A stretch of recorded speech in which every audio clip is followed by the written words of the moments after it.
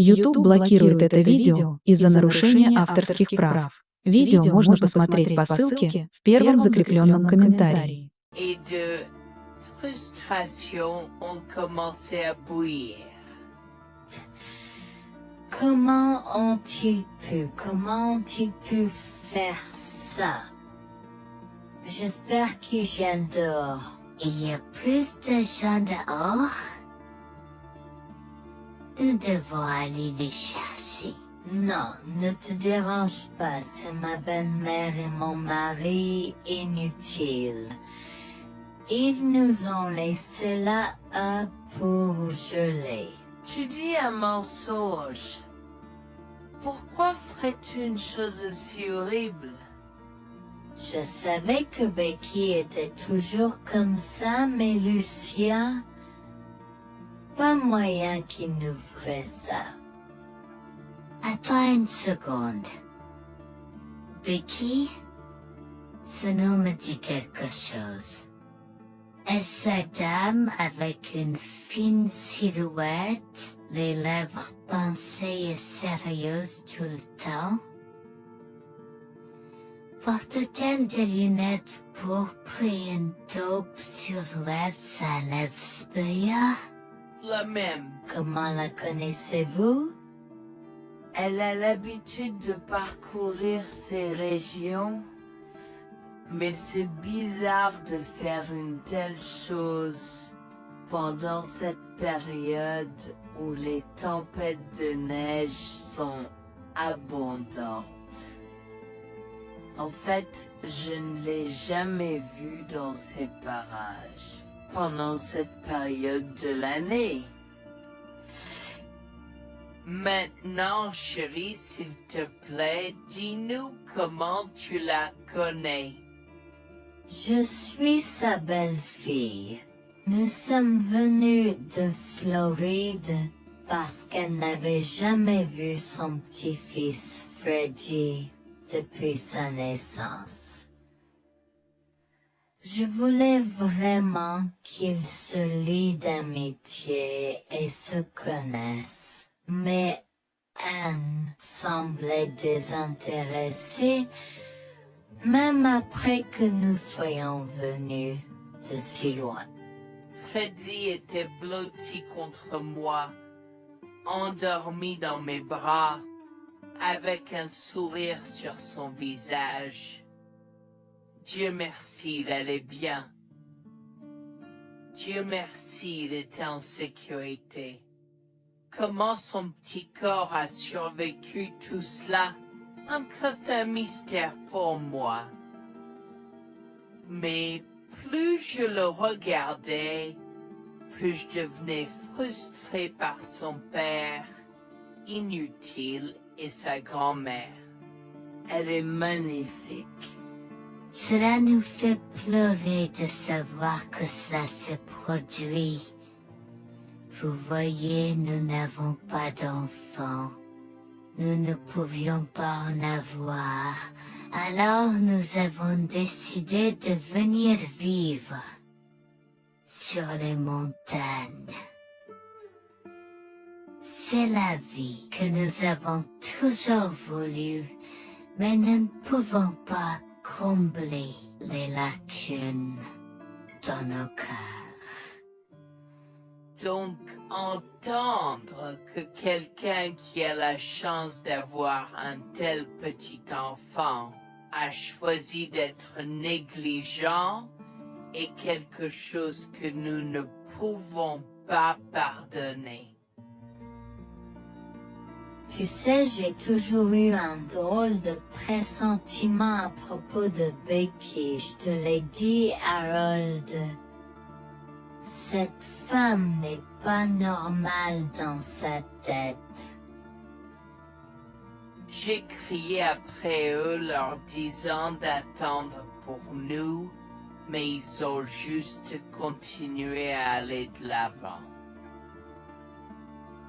Ils m'entendaient, mais ils choisissaient de ne pas m'écouter.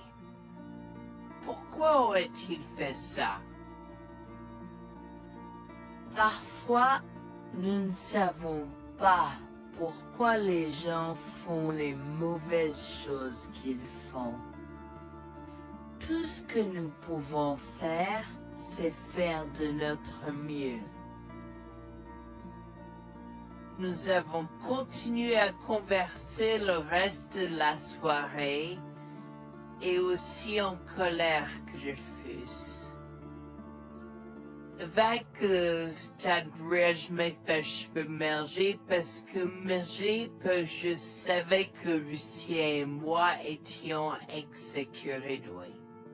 Le matin est venu et il semblait que la tempête de neige se soit calmée. J'ai cherché sur divers sites web pour trouver des rapports météorologiques indiquant que c'était maintenant sûr de se déplacer dans la ville. Et la ville. J'ai échangé des coordonnées avec Georgina et Harold, les remerciant pour tout l'amour et les soins qu'ils nous ont montrés.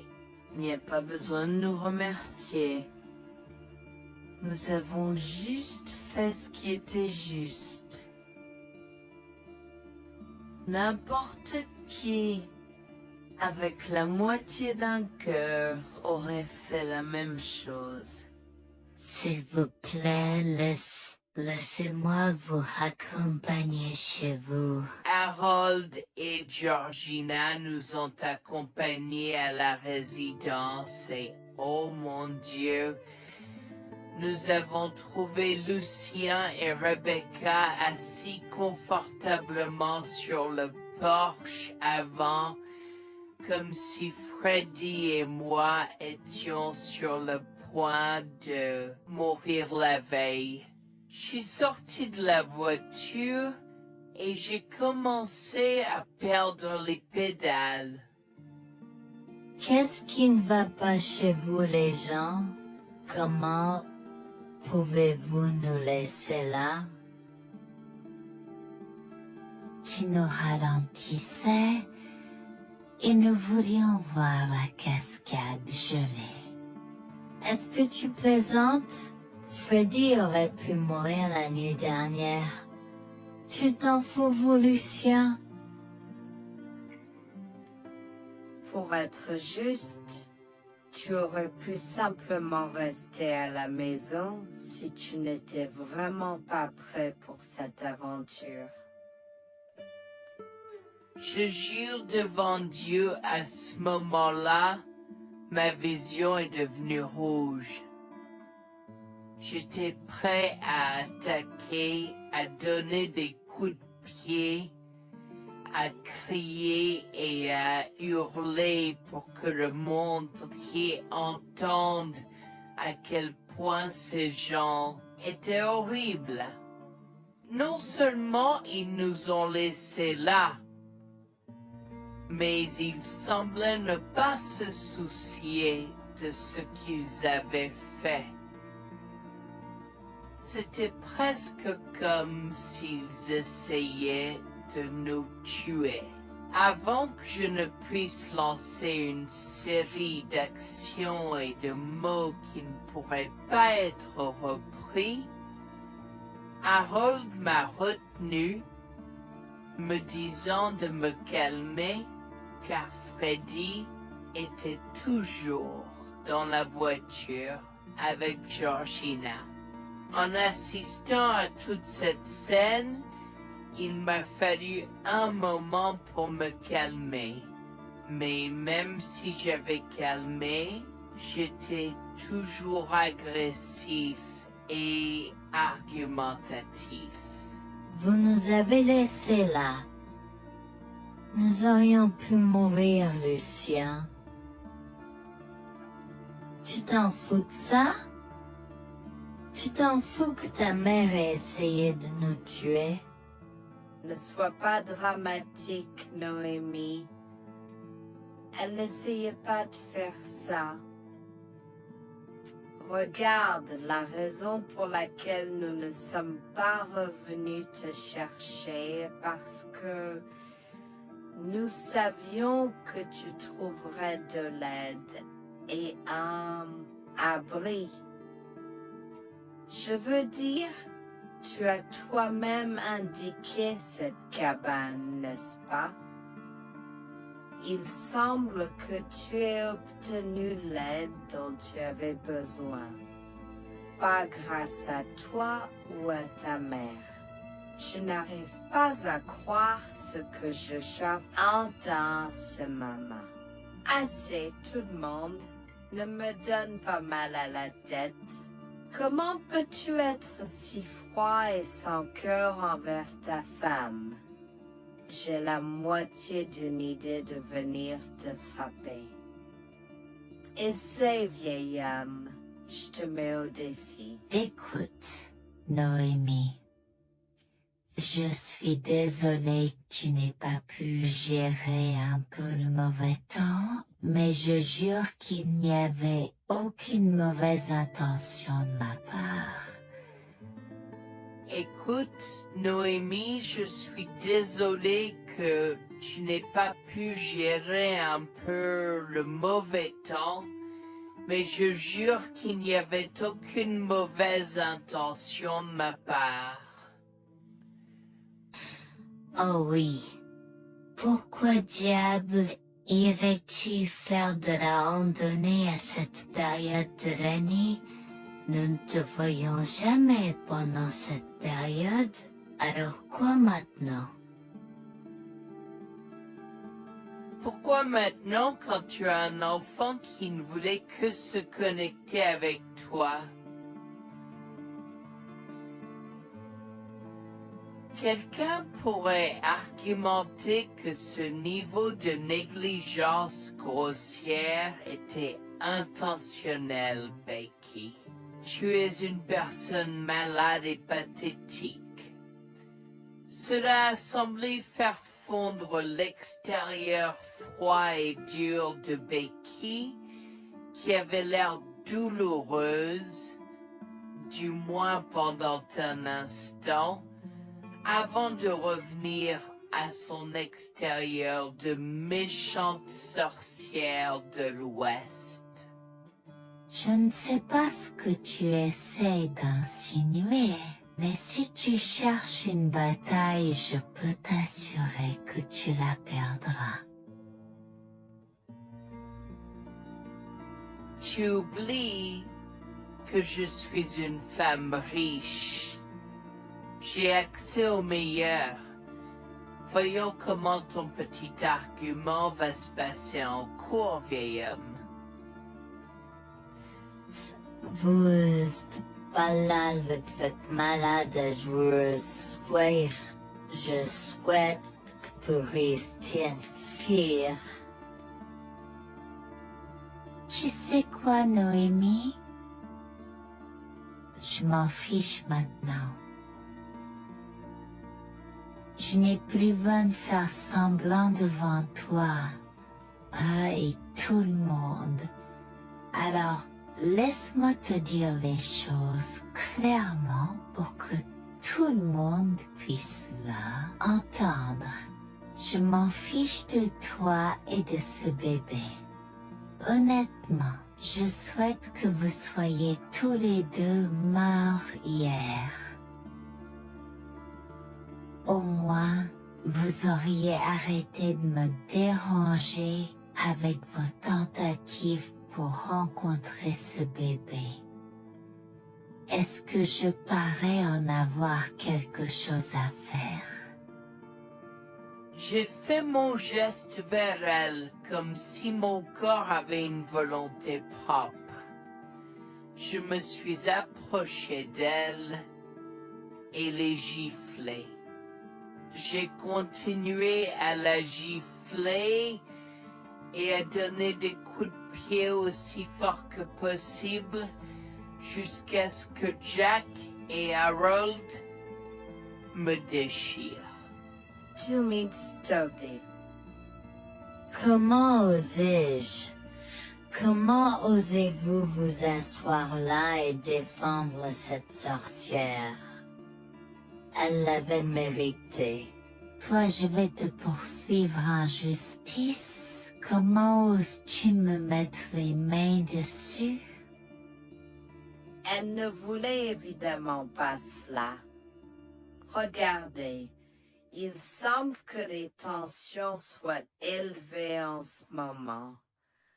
Pourquoi ne pas tous prendre une grande respiration? Entrons et réglons cela. Vous êtes un homme faible et pathétique, et j'espère que vous passerez le reste de votre vie à expier ce que vous avez fait à votre fils. Avant que Jack ne puisse répondre, je lui ai craché au visage avant de rentrer à l'intérieur, de prendre Freddy et ses affaires, et de monter dans la voiture avec Georgina et Freddy. Maman, j'ai peur. Que se passe-t-il? Pourquoi tu combattu, grand-mère? Chérie, je suis vraiment désolée que tu aies dû voir ça. Les choses sont beaucoup plus compliquées ici et je ne veux pas te mentir. Mais je crains que tu ne sois un peu trop jeune pour comprendre. Mais pour l'instant, je suis désolée de devoir te dire que pour l'instant, il semble que grand-mère et papa ne veulent pas de nous ici. Nous ne pouvons pas être ici parce que papa et grand-mère ne sont pas très gentils et je ne veux pas que tu sois autour de personnes qui ne sont pas gentilles. Mais Georgina et Harold sont gentils, n'est-ce pas? Oui, j'aime Georgina et Harold. Harold et Georgina peuvent-ils être mes grands-parents? Oh mon Dieu, mon petit enfant, tu me fais pleurer. Bien sûr, je peux être ta grand-mère. Oh mon Dieu, mon petit enfant, tu me fais pleurer.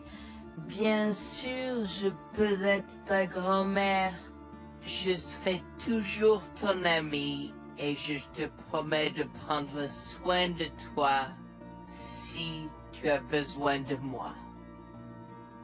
Harold a pris la voiture et nous a emmenés à un hôtel où nous avons pu nous reposer et nous remettre de nos émotions, mais malheureusement tout l'événement était un peu trop difficile à gérer. J'y avais très peur pour l'avenir pour Dieu, tant Freddy que moi, car cela signifiait le divorce. Mais j'avais peur, Bertie, qu'ils obtiennent la garde de Freddy. Décidé de parler au gymnase et s'est préparé de la question une fois que Freddy s'était endormi. Que vais-je faire? Je vais aller en prison? Nonsense! Cette sorcière ne portera pas plainte. Et si elle le faisait, elle ne le fera pas. Car nous avons des preuves de sa conspiration pour commettre un meurtre. Comment? Nous sommes toujours préparés, chérie. Nous avons secrètement enregistré toutes les preuves. Maintenant, vous pouvez emporter cet enregistrement avec vous et l'utiliser contre votre mari et belle-mère au tribunal. Vous êtes des anges déguisés. Comment avez-vous fait ça? Quand? Comment? Chut, mon enfant, ne t'inquiète pas de tout ça. Écoute simplement l'enregistrement audio. Nous avons écouté et effectivement toutes les preuves avaient été enregistrées, y compris la partie où j'ai attaqué physiquement sa mère. Maintenant, ils vont me faire pour coups et blessures. Oh mon Dieu, pourquoi je fais ça?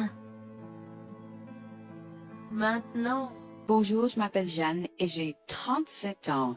Je rédige ceci parce que l'année dernière a été très difficile pour moi et mon mari Jules. Nous avons beaucoup progressé depuis cet incident et je veux juste partager cette histoire pour aider quiconque pourrait se trouver dans une position similaire.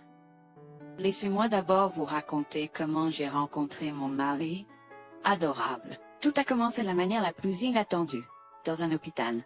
Jules et moi nous sommes retrouvés à passer une longue nuit devant la salle d'urgence remplie d'inquiétude et incapables de partir. Jules était là parce que sa sœur avait eu un grave accident de voiture alors que ma mère a souffert d'une crise cardiaque.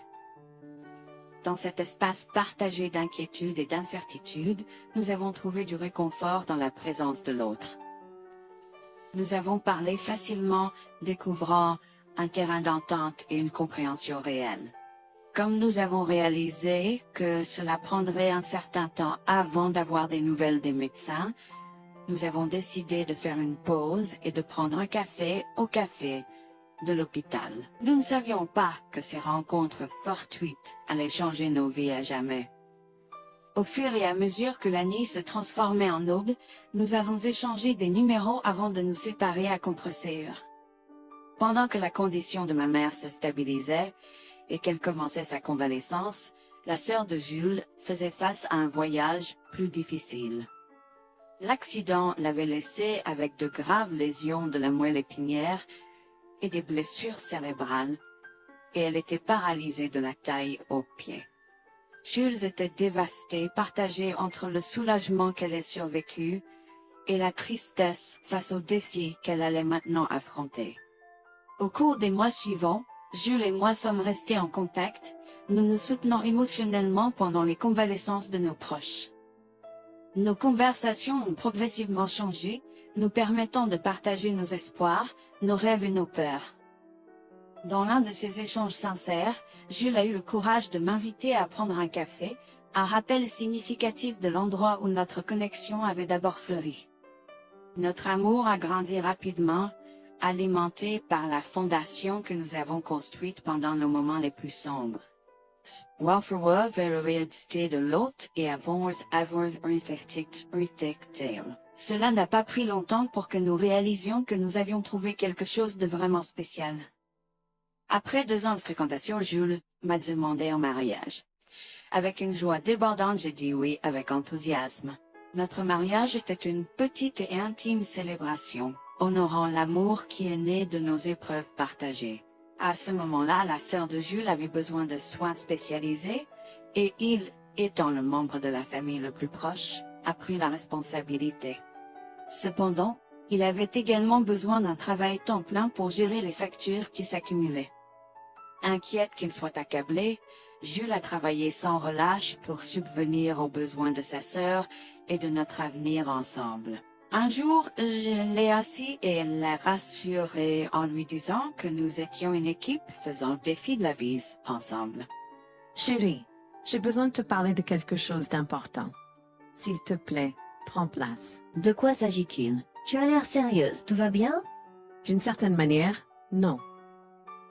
Je t'ai vu lutter pendant un certain temps maintenant. Tu sais que tu peux me demander de l'aide, n'est-ce pas? Bien sûr que je le sais. Je ne veux juste pas t'imposer mes problèmes, tu sais. Mon chéri, nous sommes une équipe. Je veux que tu te souviennes toujours de ça. Nous faisons face aux défis de la vie ensemble et il n'y a rien d'individuel dans notre relation, seulement la nôtre. Je veux te soutenir, toi et ta sœur, de toutes les manières possibles. Cela signifie beaucoup pour moi, bébé. Tu as été incroyable tout au long de tout cela. Je ne sais pas ce que je ferais sans toi. C'est exactement pourquoi je voulais en parler. J'ai réfléchi à la prise en charge d'Abby et à l'impact que cela a sur ton travail. Et si nous envisageons de la placer dans une maison de retraite? Et avant que tu ne poses la question, je connais une bonne où ma grand-mère était vraiment heureuse. Elle a même préféré cela à vivre avec sa mère. Je ne sais pas, je veux dire, c'est une décision importante et risquée à prendre. Je comprends, mais réfléchis, Greg. Cela permettrait de te trouver un meilleur emploi payant pour que nous puissions nous assurer qu'Abby reçoit les soins qu'elle mérite. Nous pouvons la visiter régulièrement et être toujours là pour elle. Mais cela soulagerait une partie de la charge sur tes épaules. Tu as raison. C'est un choix difficile, mais je fais confiance à ton jugement. Je suis heureuse que tu me laisses enfin t'aider. Crois-moi, les choses sont plus faciles quand on peut partager ses fardeaux avec quelqu'un. Je veux dire, c'est comme ça que nous nous sommes trouvés, non? Comment pourrais-je jamais l'oublier? Je t'aime tellement. Merci de rester à mes côtés. Tais-toi, pas besoin de remerciements. Tu sais que je serai toujours là pour toi. Je t'aime aussi, chérie. Jax m'a fait confiance et nous avons trouvé une maison de retraite pour Abby. Au cours des prochains mois, Jax a trouvé un travail mieux rémunéré et a rendu visite à sa sœur tous les jours. Le rétablissement d'Abby a progressé de manière surprenante bien qu'elle soit paralysée. Elle a commencé à se déplacer dans la maison de retraite dans son fauteuil roulant, déterminée à explorer. La maison de retraite permettait aux résidents de sortir avec des membres de leur famille enregistrés, alors je lui ai envoyé une allocation mensuelle pour l'aider à s'amuser. La mère de Jax, Grégoire, a entendu parler de son dévouement au bien-être d'Abby et des efforts qu'il a déployés pour s'occuper d'elle. Grégoire est venu à notre domicile, les larmes aux yeux, pour exprimer à quel point il était fier de son fils. Mère, pourquoi pleures-tu? Qu'est-ce qui ne va pas? Je veux juste que tu saches à quel point je suis fier de toi, Jules. Tu as montré une telle force et compassion en prenant soin d'Abby. Je ne pourrais pas être plus fier d'avoir élevé un fils aussi merveilleux. Eh bien, merci, mère. Je fais juste ce que je peux pour Abby. C'est pas facile, mais je l'aime et je veux m'assurer qu'elle va bien. Tu as fait plus que suffisamment, mon chéri. Je ne veux pas que tu portes ce fardeau seul. Je veux prendre le relais et rendre visite à Abby plus fréquemment. Tu dois te concentrer sur ton travail et ta propre vie. Abby sera bien prise en charge. Fais-moi confiance. Eh bien, ce n'est pas comme si je l'avais fait seule. Jeanne a été à mes côtés, me soutenant à chaque étape du chemin. Nous sommes une équipe et nous sommes tous les deux engagés dans le bien-être d'Abby. Oh, je sais que Jeanne a été là, mais tu as fait tellement, Jules. Il est temps que tu priorises ta propre vie et ta carrière. Abby sera entre de bonnes mains. Fais-moi confiance. D'accord, mère, si tu es sûre de toi, alors j'accepterai. Mais je veux que tu saches que c'était un plaisir de prendre soin d'Abby et que je serai toujours là pour elle, quoi qu'il arrive. Je t'apprécie, Jules, mais il est temps pour toi et Jeanne de vous concentrer sur vos futurs. Fais-moi confiance, ce sera pour le mieux. D'accord, mère, si tu crois que c'est la bonne chose à faire, alors j'irai avec. Promets juste de bien t'occuper d'Abby.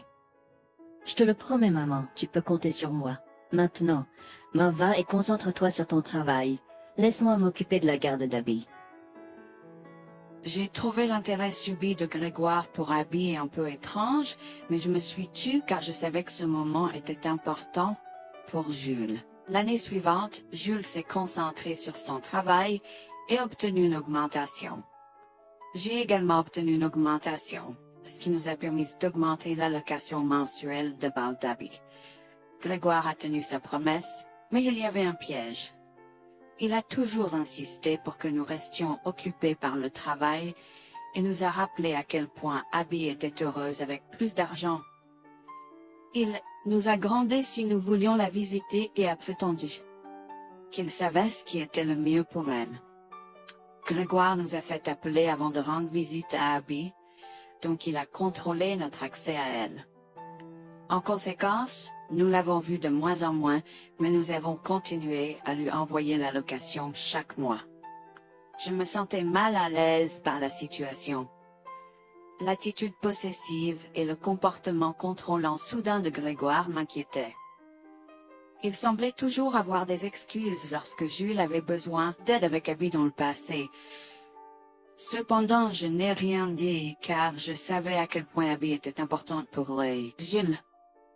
Malgré les défis, Jules et moi sommes restés engagés à soutenir Abby. Nous avons tenu notre promesse de fournir une assistance financière, même si nous ne pouvions pas être avec elle autant. Nous avons cru qu'Abby méritait les meilleurs soins.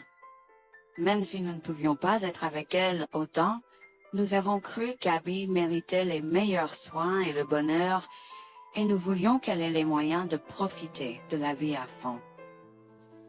Un jour, Jules était un peu trop submergé par le manque d'Abby.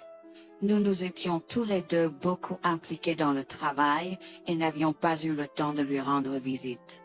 Nous avons décidé de lui rendre visite sur un coup de tête. Nous ne l'avons pas dit à Grégoire car nous ne voulions pas entendre ses remontrances ou ses réprimandes. Avant d'arriver à la maison de retraite, Jules et moi nous sommes arrêtés au supermarché pour acheter à Abby toutes ses collations préférées.